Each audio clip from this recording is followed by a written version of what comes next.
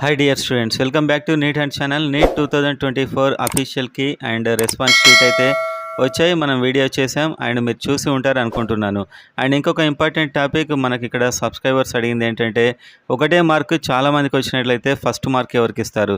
ఎందుకంటే ఇది చాలా ఇంపార్టెంట్. ఒక మార్కుతోని కూడా ఒక 100 మంది 1000 మంది కూడా ఉంటారు.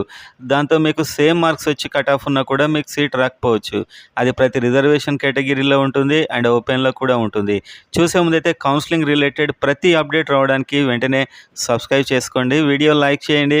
కౌన్సిలింగ్ కోసం వెయిట్ చేస్తున్న వారైతే అండ్ అదేవిధంగా వీడియోలోకి వెళ్ళినట్లయితే ఫర్ ఎగ్జాంపుల్ మీకు ఒకటే మార్కు చాలా మందికి వచ్చింది. అప్పుడు సీట్ మీకు ఆ ర్యాంక్ ఎలా ఇస్తారు అనేది ఒక డీటెయిల్ వీడియో అయితే ఇప్పుడు మీరు చూడబోతున్నారు. ఆ వీడియో అయితే చూడండి. టై బ్రేకర్ రూల్లో చూస్తే ఏంటంటే చాలా ఇంపార్టెంట్ కాబట్టి ఒక్క మార్క్ ఒక ర్యాంక్ కూడా మీ సీట్ని డిసైడ్ చేస్తుంది కాబట్టి బీసీపీ అంటే ఫస్ట్ ఒక 50 మందికి సేమ్ మార్క్స్ వచ్చాయనుకోండి, బయాలజీలోకి వచ్చిన వారికి టాప్ ఇస్తారు. సో అందులో ఒక 30 మందికి బయాలజీ కూడా సేమ్ వచ్చాయి, అప్పుడు కెమిస్ట్రీ చూస్తారు, అందులో ఎక్కువ వచ్చిన వారికి టాప్ ఇస్తారు. సో ఒక 20 మందికి ఇది కూడా సేమ్ వచ్చింది, అప్పుడు ఫిజిక్స్ చూస్తారు, అందులో టాప్ వచ్చిన వారికి టాప్ ర్యాంక్ అయితే ఇవ్వడం జరుగుతుంది. సో ఈ 3 చూసినా కూడా ఒక 10-20 మందికి సేమ్ వచ్చాయి అనుకోండి, అప్పుడు చూసేటువంటి ఆర్డర్ ఏంటంటే నెంబర్ ఆఫ్ మిస్టేక్స్, అంటే మీకు ఎన్ని ఇన్కరెక్ట్ పెట్టారు అండ్ ఎన్ని కరెక్ట్ పెట్టారు, ఈ ప్రపోర్షనాలిటీలో చూస్తారు.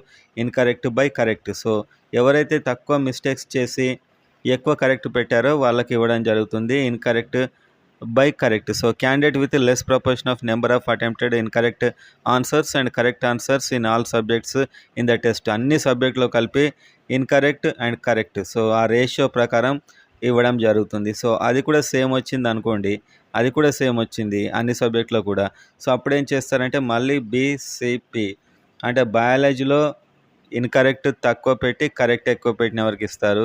అది కూడా సేమ్ వస్తే కెమిస్ట్రీ ఇస్తారు, అది కూడా సేమ్ వస్తే ఫిజిక్స్ ఇస్తారు. సో మొత్తానికైతే ఇంత దూరం వెళ్ళే అవకాశం ఉండదు. దాదాపు ఫస్ట్ 3 ఆర్ నెక్స్ట్ ఓవరాల్ ఎగ్జామ్లో కరెక్ట్ ఎక్కువ పెట్టినవారు ఇన్కరెక్ట్ కంటే కరెక్ట్ ఎక్కువ పెట్టినవారు, ఇన్కరెక్ట్ తక్కువ ఉన్నవారు వాళ్ళ యొక్క ratio incorrect by correct ratio ఈ ఫార్ములా ప్రకారం అయితే ఇవ్వడం జరుగుతుంది. సో మీరు కరెక్ట్ ఎక్కువ పెట్టుంటే మీకు వస్తుంది. సో 1/2 ఆర్ 1/4 అంటే ఇది కరెక్ట్.